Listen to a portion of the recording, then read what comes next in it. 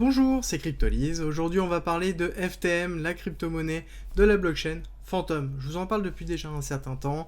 Phantom, vous le savez, c'est une blockchain que j'affectionne énormément par son concept et aussi tout simplement par son avenir que l'on peut voir et son évolution au niveau du market cap.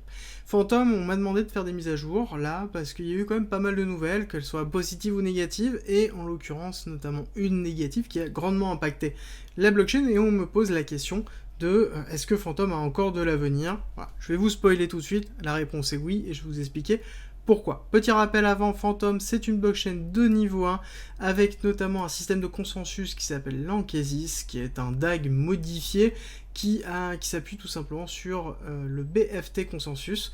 Et donc globalement, c'est ce qu'on appelle le Byzantine Fault Tolerant consensus, qui permet de déterminer que même s'il y a d'infimes probabilités que l'information soit fausse, on considère qu'elle est bonne. Donc ça permet d'avoir une vitesse de transaction excessivement rapide, d'avoir une finalité de bloc effectuée, de ne pas avoir de complexité de bloc après bloc. Donc on peut retracer au fur et à mesure des différentes transactions sans forcément avoir du bloc à bloc.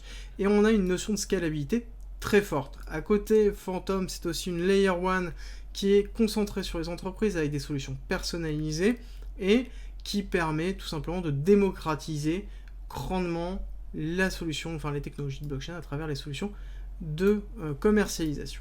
À côté, Phantom, c'est aussi une énorme communauté avec notamment la communauté de Tomb et un personnage qui s'appelle Harry qui est derrière, qui en l'occurrence à lui seul cannibalise une grosse partie de la DeFi de Phantom, mais néanmoins, voilà, quand je vous parle de Phantom depuis le début, je vous dis que Phantom c'est une énorme communauté, c'est ce qui fait la force de Phantom à l'heure actuelle.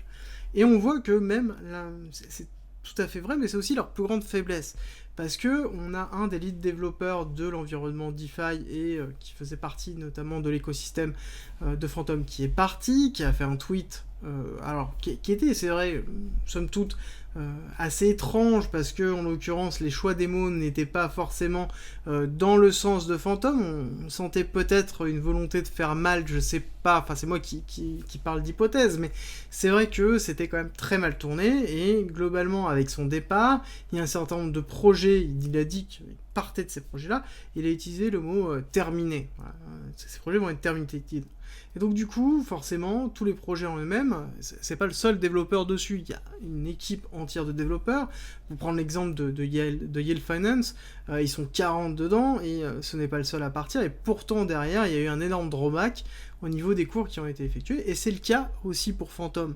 Phantom a énormément souffert de ce départ, mais ça reste un départ. Voilà, c'est juste un départ d'un des développeurs, oui, qui est très impliqué dedans, mais il y a énormément d'autres développeurs qui sont impliqués dedans, et c'est pas quelqu'un qui part de Phantom, c'est quelqu'un qui part de la crypto-monnaie en général. Bon, après, d'après ce que j'ai pu lire et voir à droite à gauche, c'est quelqu'un qui a l'habitude de faire ça. Bon, est-ce que il va revenir après? Est-ce qu'il va refaire un mea culpa? Est-ce que c'est voulu ou non? Enfin, moi, on peut lire tout et n'importe quoi à l'heure actuelle, mais néanmoins, ce qu'il faut comprendre, c'est que l'écosystème en lui-même est florissant et continuera de l'être, que la personne parte ou pas, ça n'importera pas, et pas du tout. Voilà, c'est très très important pour moi, et de vous dire ça et de vous expliquer ça. Deuxième point, c'est que Phantom a eu un deuxième été, parce qu'ils ont eu un gros programme d'incentive pour pouvoir attirer la liquidité avec un certain nombre de projets de DeFi qui sont nés sur Phantom et qui vont au fur et à mesure décroître et qui ont décru ces dernières semaines. Donc du coup on a eu un cours qui est baissé. Mais est-ce que derrière ça bloque l'évolution de Phantom? Pour moi la réponse elle est non. Clairement, Phantom répond à un besoin. On a une notion de Phantom qui va aller vers l'interopérabilité, on le sait. Donc, dans tous les cas, Phantom, c'est une blockchain qui va avoir déjà qui a une communauté propre, qui est sa communauté, et qui est une communauté d'ailleurs qui est très peu sur les autres blockchains. Donc, tant que ils ont réussi à faire quelque chose, c'est vraiment de loquer leur communauté, et tant que cette communauté sera présente et soutiendra le projet en lui-même florira et ira tout simplement dans l'interopérabilité, et les gens resteront sur Phantom tant qu'ils ont accès au reste. Voilà un petit peu pour la partie fondamentale. Rejoins-nous sur Discord, Tu y retrouveras notamment ma stratégie d'investissement qui est disponible gratuitement. Je montre comment je construis mon bag, le fonctionnement de mes optimisations, quand acheter, quand vendre, tout pour éviter justement les principaux pièges. Si tu aimes mon contenu, like, partage et abonne-toi, ça m'aide énormément. Sur la partie technique, vous allez voir, c'est très intéressant. On va lier tout de suite la partie fondamentale qu'on vient d'expliquer. Nous avons ici une chute classique, nous avons ici une remontée qui s'est effectuée, nous avons une accentuation de la chute qui s'est faite, donc là on a eu l'incentive qui a eu l'énorme poussée, on a eu tout simplement la baisse de l'incentive qui s'est effectuée, accélération de la chute avec l'annonce qui s'est faite, et on a eu un rebond ici, et on va discuter du reste. Donc d'un point de vue purement macro, nous avons une grosse phase d'accumulation qui a donné lieu à un schéma d'Elliott qui s'est mis en place avec les vagues d'impulsion. Vague 1 qui s'est terminée en mai 2021 avec la chute et le retracement habituel que l'on retrouve sur beaucoup de cryptos à l'heure actuelle. Vague 2 qui a mené à cette magnifique vague 3 avec un pic en octobre 2021 et un retracement qui a eu lieu quand même malgré tout simplement la fin du bull run qui a été jusqu'à vraiment fin 2021. Et ensuite on a eu la décorrélation, enfin la corrélation de la chute au niveau du BTC qui s'est effectuée avec cette énorme mèche qui nous a donné une première indication. Et ce qui est intéressant, c'est que malgré ça, après courant décembre, on a eu une nouvelle remontée due aussi à une injection de liquidité très forte qui s'est faite pour pouvoir tout simplement drainer un maximum de TVL au niveau de Phantom. Et on voit que on a eu depuis quand même une descente qui s'est faite. Donc cette vague 3 s'est terminée donc en octobre 2021 qui nous a annoncé une vague 4 qui s'est fait en un ABC, avec un B qui n'a pas pris la liquidité du tout simplement du top de la vague 3 et un C qui s'est terminé à l'heure actuelle sur une corrélation, on va le regarder un peu après.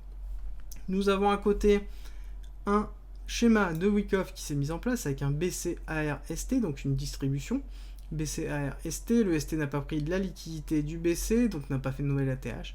Donc on considère qu'en l'occurrence, nous avons bien quelque chose de distribution ici qui est en train de se mettre en place avec un saut qui s'est effectué avec une prise de liquidité de l'air.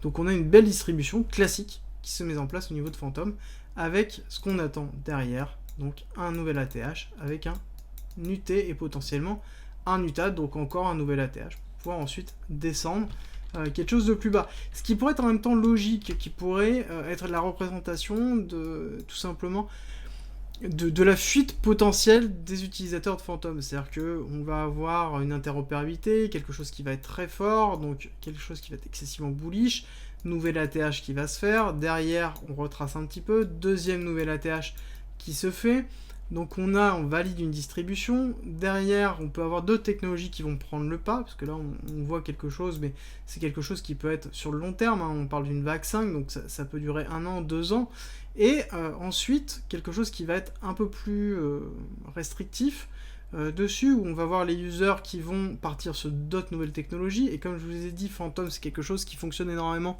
sur tout simplement le nombre d'utilisateurs, sur la communauté qu'ils ont, et donc du coup quelque chose qui peut potentiellement baisser avec un départ de la communauté, et après derrière une transformation de la blockchain pour repartir sur un nouveau cycle. Donc ça c'est un petit peu quelque chose, voilà, ma vision au niveau de Phantom, qui n'est que ma vision par rapport à ça, et qui pourrait aussi tout simplement cette vague 5 corrélée par rapport à ça, c'est-à-dire qu'on va avoir une vague 5 qui va se faire, et derrière quand on a une vague 5 nous avons tout simplement un retracement A, B, C, donc là on pourrait avoir un UT qui se fait ici, et un UTAD qui se fait sur un B avec extension, avec un nouvel ATH, et ensuite chute, C, on casse et on valide la distribution. Donc pourquoi pas. Donc ça c'est vraiment l'idée que j'ai là à l'heure actuelle. Nous avons cette C qui s'est fait en 5 vagues, vague 1, vague 2, vague 3, vague 4, vague 5. Nous sommes dans la fin de la vague 5 avec une potentielle accumulation qui est en train de se mettre en place ici. Une accumulation avec un arrêt qui se fait ici. On est en train de travailler le psy. Je pense qu'on va aller prendre la liquidité du psy donc dans les 1,5$.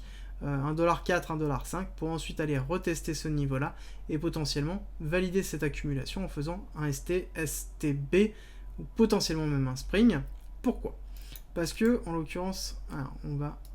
Attention, on ferme les yeux, ça va vous faire mal aux yeux parce que on va rajouter plein de choses. Voilà. qui sont globalement mes différents niveaux de Fibonacci qui vont me donner plein d'informations. La première, c'est ici ce retracement de cette A que je prolonge au B. Et on voit que le 1 se trouve à 1,20 et on voit qu'on ne l'a toujours pas touché. On s'y rapproche, mais on ne l'a pas touché.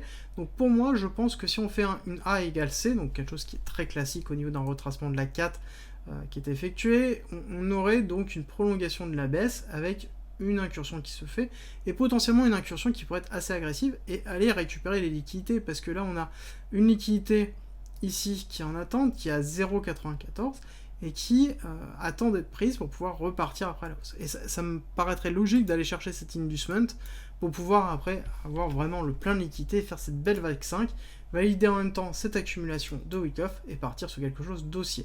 Dans tous les cas, le break-off structure se fait à 2,58, 2,58 cassure obligatoire pour pouvoir repartir à la hausse sur un objectif qui peut être assez fort. Par rapport à ça, il y a un objectif pour moi qui pourrait être dans les 4$. Alors, pourquoi j'aime aussi Phantom? Quelque chose que je vais vous donner pour ceux qui sont restés jusqu'à la fin, c'est que Phantom, quand on le compare à une blockchain comme Solana, alors c'est deux technologies séparées, Solana a quelque chose d'excessivement bullish, a une communication très forte, a une image très forte, a le proof of history, enfin plein de choses, vraiment technologiquement c'est quelque chose de vraiment beaucoup plus fort que Phantom, mais qui nous donne en fait une perspective au niveau de ça. Si on remet les market cap actuels de Solana, et Solana quand on était en bull run, Solana en bull run, voilà, c'est un market cap très élevé et qu'on commence à réajuster, on peut se dire que on pourrait voir si le bull run se fait fort et que Phantom trouve vraiment tout simplement un renforcement de sa communauté et une grosse interopérabilité qui réussit justement à aller plus loin que cette notion de communauté pourrait performer énormément. C'est pour ça que j'aime beaucoup Phantom, c'est que je considère qu'il est à l'heure actuelle sous-coté. Sous-coté pourquoi? Parce que si on remet le market cap par rapport à la totalité tout simplement des jetons et que l'on compare avec du Solana, on pourrait très bien trouver un Phantom à quelque chose qui peut être dans les 20$, 30$, pourquoi pas même 40$ avec un Solana à 250$. Donc c'est quelque chose qui peut être cohérent par rapport à l'évolution du marché. Et quand on regarde le vecteur risque-reward que l'on peut avoir là-dessus, parce que tout simplement on va aller chercher ne serait-ce que les 20$ dans un premier temps, on va faire ici on va faire voilà, tout simplement un FTM à 1$. On va chercher dans un premier temps les 17$, qui est un niveau important, on se retrouve sur 1400%. Si on va chercher les 20$, on se retrouve sur 1700%. Et si on va chercher sur quelque chose d'un market cap à plus de 100 milliards tout simplement de cotation, on se retrouverait sur plus de 2000%, 2500%, même 3000% de progression sur quelque chose qui, à l'heure actuelle, a quand même un vecteur de risque qui est assez faible. Donc, c'est pour ça que cet actif, je l'aime énormément, parce que, en l'occurrence, je considère qu'en termes de ratio reward-risque, c'est un des meilleurs du marché à l'heure actuelle. Voilà. Il y a toujours des risques, mais néanmoins, en termes de performance, je considère que c'est celui qui peut rapporter le plus sur un investissement minime sur une layer 1 qui n'a pas encore trop performé à l'heure actuelle. Merci d'être resté avec moi jusqu'au bout. Abonne-toi, partage si t'as aimé et rejoins-nous sur Discord. C'est avec plaisir qu'on t'accueillera. Et à très vite.